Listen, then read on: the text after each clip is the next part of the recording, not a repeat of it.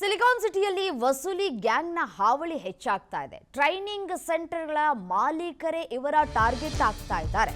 ಸಂಸ್ಥೆ ಬಗ್ಗೆ ಕೆಟ್ಟದಾಗಿ ಅಪಪ್ರಚಾರವನ್ನ ಮಾಡ್ತಾರೆ.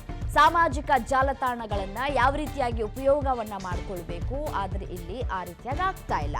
ಟ್ರೈನಿಂಗ್ ಸೆಂಟರ್ ಬಗ್ಗೆ ಅಪಪ್ರಚಾರವನ್ನ ಮಾಡ್ತಾ ಇದ್ದಾರೆ. ಸಾಮಾಜಿಕ ಜಾಲತಾಣವನ್ನ ಬಳಕೆ ಮಾಡಿಕೊಂಡು ಕೆಟ್ಟದಾಗಿ ರೀಲ್ಸ್ ಮಾಡಿ ವಿಡಿಯೋವನ್ನ ಅಪ್ಲೋಡ್ ಮಾಡ್ತಾ ಇದ್ದಾರೆ. ನಂತರ ಟ್ರೈನಿಂಗ್ ಸೆಂಟರ್ ಮಾಲೀಕರಿಗೆ ಮಾನಸಿಕವಾಗಿ ಹಿಂಸೆಯನ್ನ ಕೊಡ್ತಾ ಇದ್ದಾರೆ. ಕೊನೆಯದಾಗಿ ವಿಡಿಯೋ ಡಿಲೀಟ್ ಮಾಡೋದಕ್ಕೆ ಹಣದ ಬೇಡಿಕೆಯನ್ನ ಇಟ್ಟಿದ್ದಾರೆ.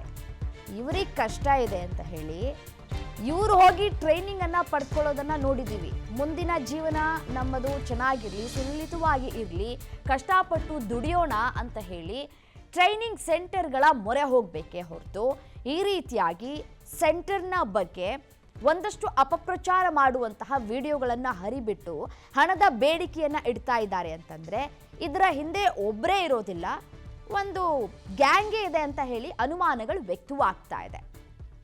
ಸಂಸ್ಥೆ ಬಗ್ಗೆ ಮೊದಲು ಹೋದಂತಹ ಸಂದರ್ಭದಲ್ಲಿ ನನಗೆ ಕಷ್ಟ ಇದೆ, ನನಗೆ ಆಗಿದೆ, ಹೀಗಿದೆ, ನಾನು ಇಷ್ಟು ಹಣ ಕೊಟ್ಟು ಸೇರ್ಪಡೆಯಾಗ್ತೀನಿ, ನನಗೆ ಕೆಲಸ ಕಲಿಸ್ಕೊಡಿ ಅಂತ ಹೇಳಿ ಹೋಗ್ತಾರೆ. ಬಟ್ ಆದರೆ ಅಸಲಿ ಕಥೆಯೇ ಬೇರೆ ಆಗಿರುತ್ತೆ. ಶಿವಮ್ ಹೊಲಿಗೆ ಟ್ರೈನಿಂಗ್ ಸೆಂಟರ್ ಬಗ್ಗೆ ಅಪಪ್ರಚಾರವನ್ನ ಮಾಡಲಾಗಿದೆ. ಹೊಲಿಗೆ ಟ್ರೈನಿಂಗ್ ಸೆಂಟರ್ಗೆ ಚಿನ್ಮಯಿ ಕೋರ್ಸ್ಗಾಗಿ ಸೇರ್ಕೊಳ್ತಾರೆ. ಕೊನೆ ದಿನಗಳಲ್ಲಿ ಸರಿಯಾಗಿ ತರಬೇತಿಯನ್ನ ಕೊಡ್ತಾ ಇಲ್ಲ ಅಂತ ಹೇಳಿ ಆರೋಪ ಮಾಡ್ತಾರೆ.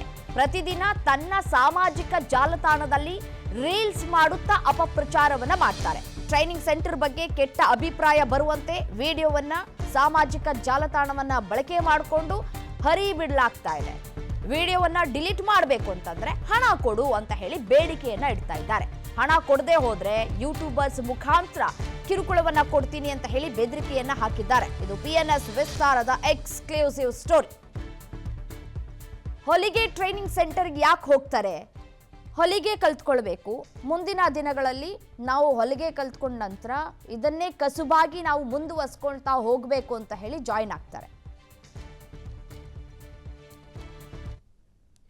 ಫೈನಲ್ ಆಗಿ ನಾನು 3 ಡೇಸಿಂದ ಕ್ವೆಶನ್ ಮಾಡ್ತಿರೋದಕ್ಕೆ ನನಗೆ ಕ್ಲಾಸ್ ಹೇಳ್ಕೊಡ್ತಾ ಇರಲಿಲ್ಲ, ಸಪ್ರೇಟಾಗಿ ಕೂರಿಸ್ತಾ ಇದ್ರು. ಫೈನಲ್ ಆಗಿ ಫೌಂಡರ್ ಬರ್ತಾರೆ, ಬನ್ನಿ ಮಾತಾಡೋಣ ಅಂತ ಕರೆಸಿದ್ರು. ಆಯಮ್ಮ ಬಂದು ಏನೋ ಕಿಸ್ತು ದಬಾಕತ್ತೆ ಅಂತ ಹೇಳ್ಬಿಟ್ಟು ಕಾಯ್ಕೊಂಡು ಕೂತಿದ್ದೆ.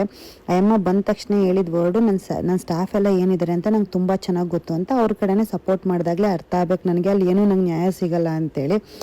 ಫೈನಲಾಗಿ ನನ್ನ ದುಡ್ಡು ಹೋಯ್ತು. ಈ ಅಮ್ಮ ಬಂದ್ಬಿಟ್ಟು ನಾನು ಟೀಚರ್ಗೆ ಸಿಂಗಲರಲ್ಲಿ ಮಾತಾಡಿದೆ ಅಂತ ಸಂಸ್ಕಾರದ ಬಗ್ಗೆ ಲೆಕ್ಚರ್ ಹೊಡಿತಾ ಇತ್ತು. ಅದೇ ಸಿಂಗಲರಲ್ಲಿ ಮಾತಾಡೋಕ್ಕಿಂತ ಮುಂಚೆ ಆ ಅಮ್ಮ ನನ್ನ ಬಗ್ಗೆ ಏನು ಮಾತಾಡಿತ್ತು ಅಂತ ಅಮ್ಮನಿಗೆ ಏನೂ ವಿಷಯನೇ ಗೊತ್ತಿಲ್ಲ, ಸುಮ್ಮನೆ ಬಂದು ಲೆಕ್ಚರ್ ಕೊಟ್ಟೋಯ್ತು. 15,000 ನಾನು ಕೊಟ್ಟಿದ್ದು ದುಡ್ಡಲ್ಲ ಅಮ್ಮನಿಗೆ, ಆಯಿತಾ. ಸಂಸ್ಕಾರದ ಬಗ್ಗೆ ಈ ಅಮ್ಮ ಮಾತಾಡೋದಕ್ಕಿಂತ ಮುಂಚೆ ಒಬ್ರು ದುಡ್ಡು ಕೊಟ್ಟವ್ರೆ, ಅವ್ರಿಗೇನು ನ್ಯಾಯ ಸಿಗಬೇಕು ಅಂತ ಹೇಳ್ಬಿಟ್ಟು ಈ ಅಮ್ಮ ಕೊಡ್ಸೋಕೆ ಮುಂದೆನೂ ಹೋಗಲಿಲ್ಲ. ಯಾಕೆಂದರೆ ದುಡ್ಡು ಬಂದಿತ್ತಲ್ಲ, ಸಾಕಾಗಿತ್ತು. ಆಲ್ರೆಡಿ 19 ಜನ ಇದ್ದಿದ್ದು ಕ್ಲಾಸಲ್ಲಿ ಬರ್ತಾ ಇದ್ದಿದ್ದೆ 10 ಜನನೋ 8 ಜನನೋ.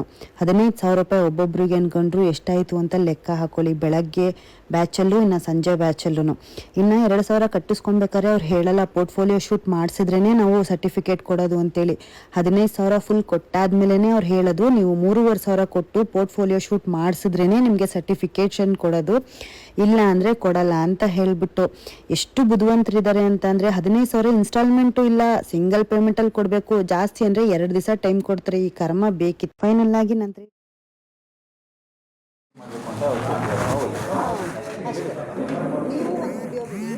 ನನ್ನ ಕಡೆಯಿಂದ ನಾನೊಂದು ವಿಡಿಯೋ ಬಿಡ್ತೀನಿ, ನೀನೇನು ಎಲ್ಲ ಹಾಕಿದ್ದೀನಲ್ಲ ಡಿಲೀಟ್ ಮಾಡ್ತೀನಿ ನಾನು. ಬಟ್ ಅದೆಲ್ಲ ಇವತ್ತು ನೈಟೇ ಆಗುತ್ತೆ. ಎಲ್ಲ ಇವತ್ತೇ ಕರೆಕ್ಟ್ ಡಿಲೀಟ್ ಅಂದರೆ ಅವ್ರ ಕಡೆ ಕನ್ಕ್ಲೂಷನ್ ಅದು ನಿಮ್ಮ ಕಡೆ ಯಾಕಂದ್ರೆ ಅದನ್ನು ಕನ್ಕ್ಲೂಷನ್ ವಿಡಿಯೋ ಮಾಡ್ತಾರೆ. ಅದು ನೈಟ್ 11 ಗಂಟೆಗೆ ಮಾಡೋದು. ನಾಳೆ ಬೆಳಗ್ಗೆ ಇವಾಗ ನಾವು ಹೇಳೋದು ಇವ್ರ ಮದರ್ ಫೋನ್ ಮಾಡ್ತಾರೆ, ಊರಿಗೆ ಹೋಗ್ಬೇಕು, ಮತ್ತೆ ಪ್ರಾಬ್ಲಮ್ ಇಲ್ಲ. ಯು ಪಿ ಐ ಮಾಡಿ ಬೇಡ ಏನು ಪ್ರಾಬ್ಲಮ್. ಸ್ಟೂಡೆಂಟ್ ಚಿನ್ಮಯಿ ಅಂತ ಹೇಳಿಬಿಟ್ಟು ನಮ್ಮ ಅಕಾಡೆಮಿಗೆ ನಾರ್ಮಲ್ ಸ್ಟೂಡೆಂಟ್ ಆಗಿಯೇ ಬಂದಿದ್ದು. ಅಂದರೆ ನಾರ್ಮಲ್ ಎಲ್ಲ ವಿದ್ಯಾರ್ಥಿಗಳು ಹೇಗೆ ಬರ್ತಾರೆ ಅದೇ ಥರನೇ ಬಂದಿದ್ದರು. ಸೊ ನಾವು ನಾರ್ಮಲ್ ಎಲ್ಲ ಸ್ಟೂಡೆಂಟ್ಸ್ನು ಹೇಗೆ ಇದು ಮಾಡ್ತೀವಿ, ಟ್ರೈನ್ ಮಾಡ್ತೀವಿ ಅಥವಾ ಹೇಗೆ ಅವರನ್ನು ನಡೆಸ್ಕೊತೀವಿ ಹಾಗೆ ನಡೆಸ್ಕೊತಾ ಇದ್ವಿ. ಸೊ ಅವರದ್ದು ಇಂಟೆನ್ಷನ್ ಬೇರೆ ಇತ್ತು ಅಂತ ನಮಗೆ ಅವಾಗ ಐಡೆಂಟಿಫೈ ಮಾಡೋಕ್ಕೆ ಆಗಲಿಲ್ಲ. ಯಾಕಂತಂದರೆ ಸ್ಟಾರ್ಟಿಂಗ್ ಒಳ್ಳೊಳ್ಳೆ ವೀಡಿಯೋಸ್ ಹಾಕ್ತಾಯಿದ್ರು, ಎಲ್ಲರ ಜೊತೆ ಚೆನ್ನಾಗೇ ಇದ್ದರು.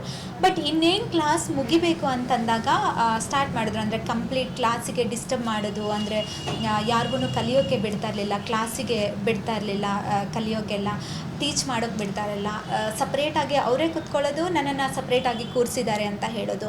ಸೊ ಈ ಥರ ವೀಡಿಯೋಗಳನ್ನು ಇದು ಮಾಡಲಿಕ್ಕೆ ಸ್ಟಾರ್ಟ್ ಮಾಡಿದ್ರು. ಅಂದರೆ ಸುಮ್ಮನೆ ನನ್ನನ್ನೇ ಸಪ್ರೇಟಾಗಿ ಕೂರಿಸ್ತಿದ್ದಾರೆ, ಅಥವಾ ನಾನೇನಾದರೂ ಬಂದು ಕ್ಲಾಸಲ್ಲಿ ಮಾತಾಡಿದರೆ ನನ್ನನ್ನು ಸೈಡಲ್ಲಿ ವೀಡಿಯೋ ಮಾಡ್ಕೊಳ್ಳೋದು, ಅವರು ಏನೇನೋ ವಾಯ್ಸ್ ಓವರ್ನ ಕೊಟ್ಕೊಂಡು ಹಾಕೋದು, ಲೈಕ್ ಈ ಥರ ಮಾಡ್ಲಿಕ್ಕೆ ಸ್ಟಾರ್ಟ್ ಮಾಡಿದ್ರು. ಅದಾದಮೇಲೆ ನಾನು ಡೈರೆಕ್ಟಾಗಿ ಮಾತಾಡೋಣ ಅಂತ ಬಂದಾಗ ಅವ್ರು ಓಡೋಗ್ಬಿಡ್ತಿದ್ರು, ನನ್ನ ಜೊತೆ ಮಾತೇ ಆಡ್ತಾ ಇರಲಿಲ್ಲ. ಸ್ಟೇಷನಿಗೆ ಹೋಗಿ ಕಂಪ್ಲೇಂಟ್ ಮಾಡಿದ್ವಿ, ಒಂದು NCR ಮಾಡಿಸಿದ್ವಿ. ಅದಾದಮೇಲೆ ಅವರಿಗೆ ನೋಟಿಫೈ ಮಾಡಿದ್ರು, ಅಂದರೆ ಬರಬೇಕು ಅಂತ ಹೇಳಿದ್ರು. ಇದೇ ವಿಚಾರಕ್ಕೆ ಸಂಬಂಧಪಟ್ಟಂತೆ ಮತ್ತಷ್ಟು ಡೀಟೇಲ್ಸ್ ಕೊಡ್ತಾ ಹೋಗ್ತಾರೆ ನಮ್ಮ ಪ್ರತಿನಿಧಿ ಹನುಮಂತರಾಜು ನೇರ ಸಂಪರ್ಕದಲ್ಲಿ ಜಾಯಿನ್ ಆಗಿದ್ದಾರೆ. ಹನುಮಂತರಾಜು, ಈಗ ಶಿವಂ ಹಾಲಿಗೆ ಟ್ರೈನಿಂಗ್ ಸೆಂಟರ್ ಮೇಲೆ ಬಂದಿರುವಂತಹ ಆರೋಪ ಏನು? ಎಸ್ ರಮ್ಯಾ, ಏನು ವಿಜಯನಗರದಲ್ಲಿರೋ ಶಿವಂ ಟ್ರೈನಿಂಗ್ ಸೆಂಟರ್ಗೆ ಏನು ಚಿನ್ಮಯ್ ಎಂಬಾಕೆ ಏನು ನಾನು ಟ್ರೈನಿಂಗ್ ಕಲಿಯೋದಾಗಿ ಹೊಲಿಗೆ ಕೇಂದ್ರದ ಟ್ರೈನಿಂಗ್ ಕಲಿಯಬೇಕು ಅಂತೇಳಿ 1 ತಿಂಗಳ ಕೋರ್ಸನ್ನು ತಗೋತಾರೆ. ಏನು ಅದಕ್ಕೆ ಸಂಬಂಧಪಟ್ಟಂತೆ 13,000 ರೂಪಾಯಿಗಳನ್ನು ಪೇನ ಮಾಡಿರ್ತಾರೆ. ಅದಕ್ಕೆ ಸಂಬಂಧಪಟ್ಟಂತೆ ಏನು ಈ 30 ದಿನಗಳ ಕೋರ್ಸ್ನಲ್ಲಿ 25 ದಿನ ತಮ್ಮ ಕೋರ್ಸನ್ನು ಕಂಪ್ಲೀಟ್ ಮಾಡ್ತಾರೆ. ಅದಾದ ನಂತರದ ಉಳಿದ 5 ದಿನಗಳಲ್ಲಿ ಏನು ಶಿವಂ ಟ್ರೈನಿಂಗ್ ಸೆಂಟರ್ ಬಗ್ಗೆ ಸಾಕಷ್ಟು ಏನು ವಿವಾದಾತ್ಮಕ ಮತ್ತು ಅಪಪ್ರಚಾರ ಮಾಡುವಂಥ ವಿಡಿಯೋಗಳನ್ನು ಇನ್ಸ್ಟಾಗ್ರಾಮ್ನ ಆಗ್ತಾ ಹೋಗ್ತಾರೆ. ಅಲ್ಲದೆ ಅಲ್ಲಿರೋ ಸಿಬ್ಬಂದಿಗಳು ಸರಿಯಾಗಿ ನನಗೆ ಟ್ರೈನಿಂಗ್ ಕೊಡ್ತಿಲ್ಲ ಅಂತೇಳಿ ಸಾಕಷ್ಟು ಗಂಭೀರವಾದ ಆರೋಪವನ್ನು ಮಾಡ್ತಾ ಹೋಗ್ತಾರೆ. ಅದಾದ ನಂತರದಲ್ಲಿ ಏನು ಶಿವಂ ಟ್ರೈನಿಂಗ್ ಸೆಂಟರ್ನ ಏನು ಓನರ್ ಆದಂತಾಗ ಅವರು ಕೇಳ್ತಾರೆ, ಏನಾಗಿದೆ, ಯಾಕೆ ಈ ಥರ ಎಲ್ಲ ನಮ್ಮ ಬಗ್ಗೆ ಅಪಪ್ರಚಾರ ಮಾಡ್ತಿದ್ದೀರಾ ಅಂತ ಕೇಳಿದಾಗ ಅವ್ರಿಗೆ ಹೇಳ್ತಾರೆ ನನಗೆ ನೋಡಿ, ನಿಮ್ಮ ಪೋಸ್ಟ್ಗಳನ್ನು ನಾನು ಎಲ್ಲ ಡಿಲೀಟ್ ಮಾಡ್ತೀನಿ, ನನಗೆ ಇಂತಿಷ್ಟು ಹಣ ಕೊಡಬೇಕು ಅಂತ ಸಹ ಡಿಮ್ಯಾಂಡ್ ಮಾಡ್ತಾ ಹೋಗ್ತಾರೆ. ಅದಾದ ನಂತರದಲ್ಲಿ ಏನು ಶಿವಂ ಟ್ರೈನಿಂಗ್ ಸೆಂಟರ್ನ ಓನರ್ ಏನಿರ್ತಾರೆ ಅವರು ಸಾಕಷ್ಟು ಮಾನಸಿಕವಾಗಿ ಇವ್ರ ಕಿರುಕುಳಕ್ಕೆ ನೊಂದಿರ್ತಾರೆ. ಇದಾದ ನಂತರದಲ್ಲಿ ಗೋವಿಂದರಾಜನಗರ ಪೊಲೀಸ್ ಠಾಣೆಗೆ ಕಂಪ್ಲೇಂಟನ್ನು ಸಹ ಕೊಡ್ತಾರೆ. ಅದಾದ ನಂತರದಲ್ಲಿ ಪೊಲೀಸರು ಅವರನ್ನು ವಶಕ್ಕೆ ಪಡೆದುಕೊಂಡು ವಿಚಾರಣೆ ನಡೆಸಿದಾಗ ಒಳಪಡುತ್ತೆ.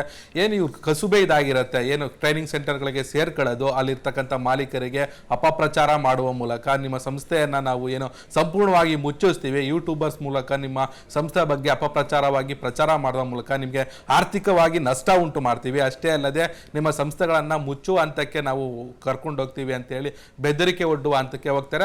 ಅದರಿಂದ ಹಣದ ಬೇಡಿಕೆಗೆ ಸಹ ಒಡ್ತಾ ಹೋಗ್ತಾರೆ. ಇದಾದ ನಂತರದಲ್ಲಿ ಪೊಲೀಸರು ಇವ್ರು ಕರೆದು ವಿಚಾರಣೆ ಮಾಡಿ ಸದ್ಯ ಪೊಲೀಸರು ಅವರ ಚಿನ್ಮಯ್ ಹಾಗೂ ಅವರ ಪತಿ ದೀಪಕ್ನ ಈಗಾಗಲೇ ಅರೆಸ್ಟ್ ಮಾಡಿದ್ದು ಪೊಲೀಸರ ಅತಿಥಿಯಾಗಿದ್ದಾರೆ. Ramya, thank you ಡೀಟೇಲ್ಸ್ಗೆ.